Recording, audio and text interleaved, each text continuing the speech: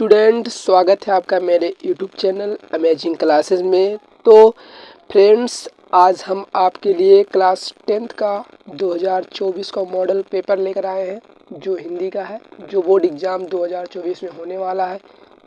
हम उसका कुछ सिंबल आप लोग के सामने लेकर आए हैं और हम इसके पूरे क्वेश्चन को अच्छी तरह से बेहतर तरीके से समझेंगे कि क्या क्या करना है, कैसे कैसे बोर्ड एग्ज़ाम में हमको कॉपी लिखना है, ये सब हम जानेंगे। तो फ्रेंड्स, आप देखिए, समय जो का होगा वो 3 घंटा 15 मिनट समय दिए जाते हैं और पूर्णांक जो होता है वो 17 अंक का होता है। तो जो 15 मिनट होता है वो अभ्यर्थियों को ये जो कुछ निर्देश होते हैं उनको पढ़ने के लिए दिया जाता है। जैसे मैं पढ़ के आपको बता देता हूँ कि प्रारंभ में 15 मिनट परीक्षार्थियों को प्रश्न पत्र पढ़ने के लिए निर्धारित है। प्रश्न पत्र 2 खंड आ तथा खंड बा में विभाजित है। ऐसे कुछ निर्देश हैं नीचे जो आपको ध्यान से पढ़ लेने हैं। उसके बाद ही आपको अपनी कॉपी को लिखना शुरू करना है फ्रेंड्स। उसके बाद हम अपने आते हैं प्रश्न जो है बहुविकल्पीय प्रश्न खंड आ। वो जो खंड आ है हमारा, ये MCQ होता है, यानी कि इसके जो आंसर हैं वो आपको OMR शीट पर देना है। इसे बोर्ड की भाषा में MCQ कहते हैं, मल्टीपल चॉइस क्वेश्चन। तो हम बिना देरी करते हुए फ्रेंड्स, आज हम पूरे क्वेश्चन को जानेंगे और अच्छी तरह से समझेंगे कि कौन कौन से क्वेश्चन बहुत इम्पॉर्टेंट हैं जो आपके बोर्ड एग्ज़ाम में आ सकता है। फिर देखिए फ्रेंड्स, पूरे क्वेश्चन को अच्छे से देख लेते हैं।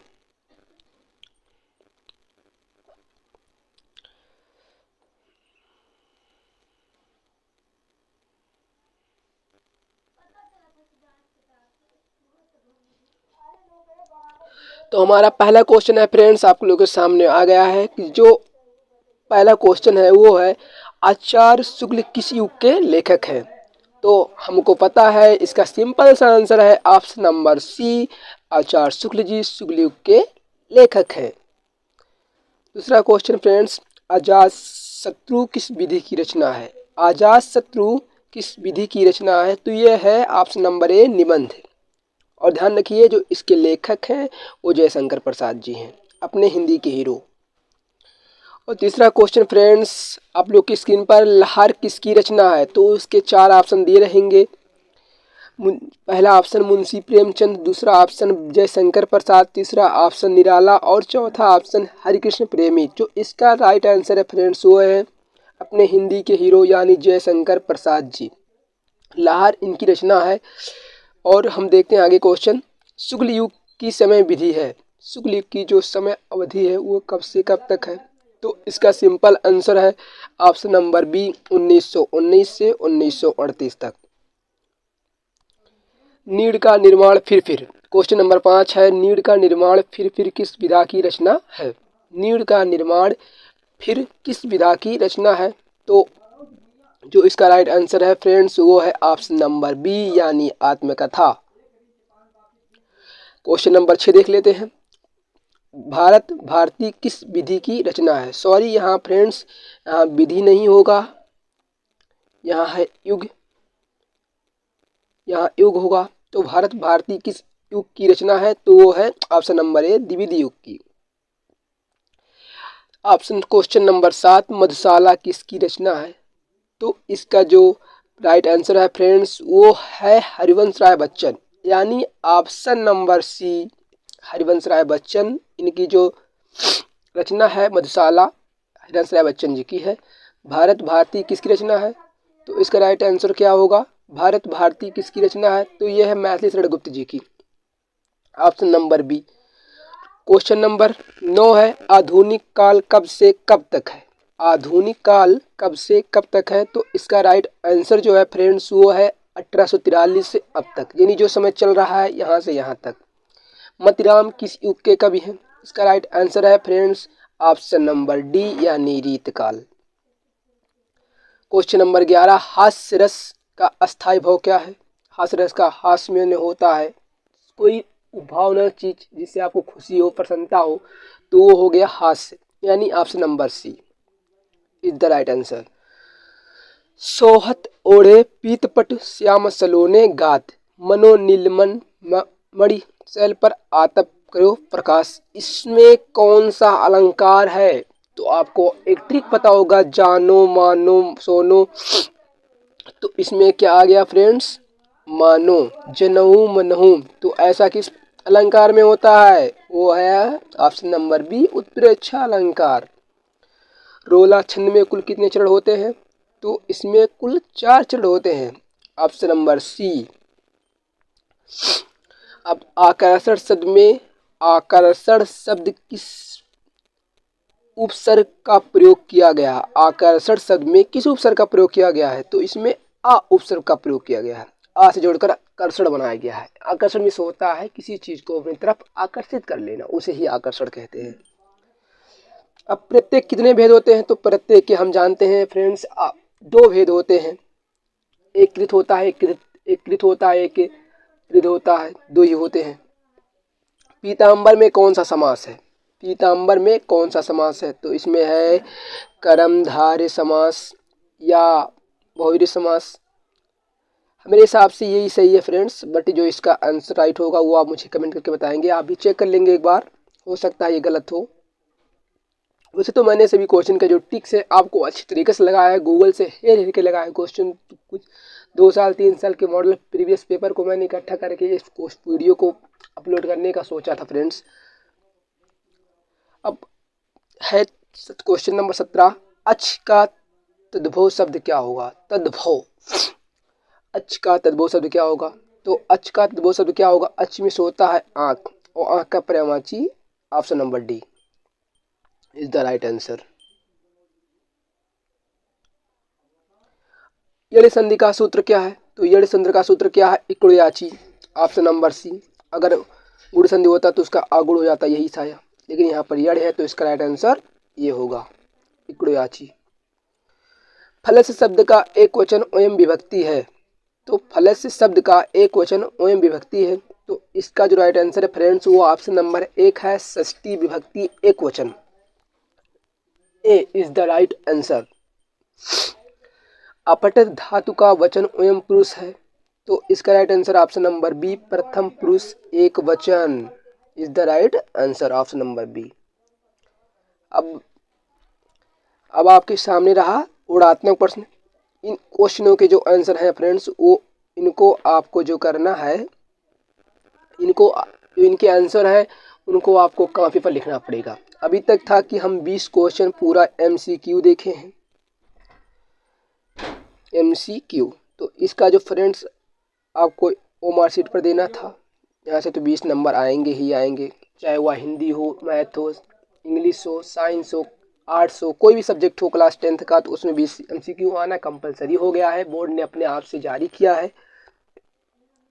तो जो वर्णात्मक प्रश्न है इसका आप जो आंसर लिखेंगे वो कॉपी लिखेंगे, और पहले क्या लिखेंगे? निम्नलिखित गद्यांश पर आधारित 3 प्रश्न के उत्तर देना है। निम्नलिखित गद्यांश पर आधारित 3 प्रश्न के उत्तर देना है। तो पहले कह रहा है उपयुक्त गद्यांश का संदर्भ लिखिए। आप इसका संदर्भ लिख देंगे, जिस पार्ट का है वैसे संदर्भ लिखना आपको आता ही होगा। गद्यांश में रेखांकित अंश की व्याख्या कीजिए, आपको ये भी आता है। लेखक के अनुसार समाज में विभिन्नता देखकर लोग एक दूसरे की ओर क्यों आकर्षित होते हैं, ये आपको इसमें से मिलेगा, आप इसका पूरा अच्छे से पढ़ लेंगे। उसमें तीसरे क्वेश्चन का आंसर मिलेगा, जिसके लिए आपको 6 नंबर मिलेंगे फ्रेंड्स। और अगर वो आप नहीं कर पाते तो आपके लिए एक और है, अथवा करके दिया है, जो बहुत इंपॉर्टेंट है, अक्सर बोर्ड एग्जाम में यही आया है। हे भगवान तब के लिए विपद के लिए, ये ममता लेसन से लिया गया है, क्लास 10th में एक चैप्टर है ममता, बहुत ही इंपॉर्टेंट है। उसके बाद क्वेश्चन नंबर दूसरा है, दिए गए पद्यांश पर आधारित 3 प्रश्नों का उत्तर दीजिए। ये भी 6 नंबर का है। इसके लिए है आपको ये क्वेश्चन पढ़ने होंगे अच्छे से कि चरण कमल बंदो हरिराई, चरण कमल बंदो हरिराई, जाकी कृपा पंग गुरिले हूँ, अंधे को सब कुछ दर्शाई, बहिरो सुने गूंग बनी बोले, रंक चले सिर छत्र धराई, सूरदास स्वामी करुणा में बार बार बंदो तेहि पाई। अब क्या करना है फ्रेंड्स, इस पद्यांश का आपको संदर्भ लिख देना है, रेखांकित अंश की व्याख्या कर देना है, और उपयुक्त में से कौन सा अलंकार है वो कर देना है। आपको उसको अच्छे से पढ़ लेना है। इनमें से जो अलंकार होगा छाट के इस तीसरे का आंसर लिख देना है। अगर वो भी आप नहीं कर सकते तो आपके लिए एक और दिया है, सुनि सुंदर बैन सुधार रसाने। इसको या तो आप इसको कर दें, लेकिन हाँ को ये करेंगे। अगर आप ये करेंगे तो ये नहीं करेंगे, और अगर ये नहीं करेंगे तो ये करेंगे। ये ध्यान रखिएगा, ये नहीं दोनों कर दें, नंबर नहीं मिलेगा। तीसरा क्वेश्चन क्या कह रहा है, दिए गए संस्कृत गद्यांश में किसी एक का संदर्भ सहित हिंदी में अनुवाद कीजिए। तो ये एक चैप्टर ये है, इसके लिए 5 नंबर मिल रहे हैं फ्रेंड्स आपको। ये वाराणसी से लिया गया है। आप इसको अपने किताब से अच्छे से पढ़ लेंगे और इसमें से अच्छे तरह से इसकी व्याख्या कर लेंगे। वैसे ही मैंने सोचा है कि कल या परसों तक मैं पर्सनल वाराणसी का जो इस चैप्टर है वाराणसी, इसका एक खुद से वीडियो अपलोड करने वाला हूँ फ्रेंड्स। वाराणसी का अच्छी तरह से पूरा व्याख्या दूंगा, तो आप मेरे चैनल को अच्छी तरह से देखिएगा। उसके बाद आ गया क्वेश्चन नंबर 4, दिए गए संस्कृत पद्यांश में किसी एक का संदर्भ सहित हिंदी में अनुवाद करना है। मान हित्वा प्रियो भवत, क्रोध हित्वा न शोचत। ये छोड़ दीजिए, ये बहुत इंपॉर्टेंट है, सब लोग यही याद करते हैं, आप भी ये अच्छे से लर्न कर लीजिएगा। सर्वे भवन्तु सुखिनः, सर्वे सन्तु निरामया, सर्वे भद्राणि पश्यन्ति मा कदाचित् दुख भाव भवेत्। इसके लिए आपको 5 नंबर दिए जा रहे हैं। अब क्वेश्चन नंबर 5 कह रहा है, खंड बा में अपने पठित खंड काव्य के आधार पर निम्नलिखित प्रश्नों में से किसी एक का उत्तर दीजिए। तो ये ध्यान रखना योग्य बात है। बहुत स्टूडेंट्स या फ्रेंड्स यहाँ फंस जाते हैं, ये ध्यान दीजिएगा आप। इसको तो मैं स्टार दे रहा हूँ। वैसे भी ये आया ही है बोर्ड एग्जाम में कि हमें क्या करना है, हमको जो हम लोग हैं यानी यूपी के बच्चे हैं, यूपी के हैं क्लास 10th के जो लोग हैं, यानी सिद्धार्थनगर के बच्चे जो हैं, वो हमेशा का वाला लिखेंगे मुक्ति दूत। ये दोनों सॉल्व करना है, नहीं कि आप ज्योति जवाहर लिख दो, मेवाड़ मुकुट खंड ऐसे लिख दो। ये अलग अलग राज्य के होते हैं, अलग अलग स्टेट के होते हैं फ्रेंड्स। ये नहीं करना आपको ध्यान रखना है कि जो हमें करना है वो करना है मुक्ति का, गांधी जी वाला। उसके बाद क्वेश्चन नंबर 6 है, दिए गए लेखकों में से किसी एक का जीवन परिचय लिखते हो उनकी एक प्रमुख रचना का उल्लेख कीजिए। तो 3 लोग हैं जो बहुत ही इंपॉर्टेंट है। वैसे आपके सामने तीनों ऑप्शन है, मैं यही बताने वाला हूँ फ्रेंड्स। ये तीनों ही बहुत इंपॉर्टेंट है, जिनमें से ये एक तो आपको इनको जानते ही हैं, ये अपने हीरो हैं जयशंकर प्रसाद जी। इनको तो हमेशा आप अपने जवान पर रटे रहिए एकदम अच्छे से। आचार्य रामचंद्र शुक्ल जी हैं, यानी किसी एक लोगों का जीवन परिचय लिख दीजिएगा, उनमें से किसी इन्हीं लोगों का एक रचना लिख दीजिएगा। इसके लिए आपको 5 नंबर मिल जाएंगे, 5 नंबर पक्का। क्वेश्चन नंबर 6 है, दिए गए कवियों में से किसी एक का जीवन परिचय लिखते हो उनकी एक प्रमुख रचना को उल्लेख कीजिए। तो 3 कवि हैं, गोस्वामी तुलसीदास, सुमित्रानंदन पंत, महाकवि सूरदास। तो मैं आपसे बताना चाहूँगा, मैं खुद से बता रहा हूँ फ्रेंड्स, कि जो है गोस्वामी तुलसीदास और महान कवि सूरदास की को ही आप याद कर लीजिए। इनमें से एक तो फिक्स है, बोर्ड में रखा हुआ 100% बता दे रहा हूँ,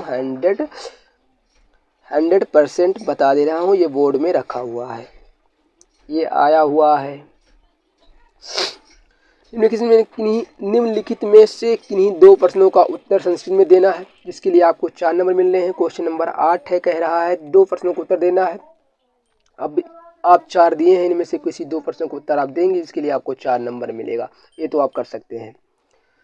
किसी एक विषय पर निबंध लिखना है, या तो पर्यावरण संरक्षण के उपाय लिख दीजिए, आतंक कारण के निवारण लिख दीजिए, जनसंख्या लाभ हानि लिख दीजिए, नारी शक्तिकरण लिख दीजिए। तो इन्हीं से आपको एक पन्ना लिखना है।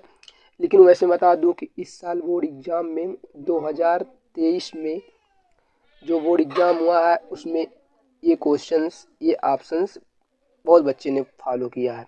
आतंकवाद वाला ये आया ही था।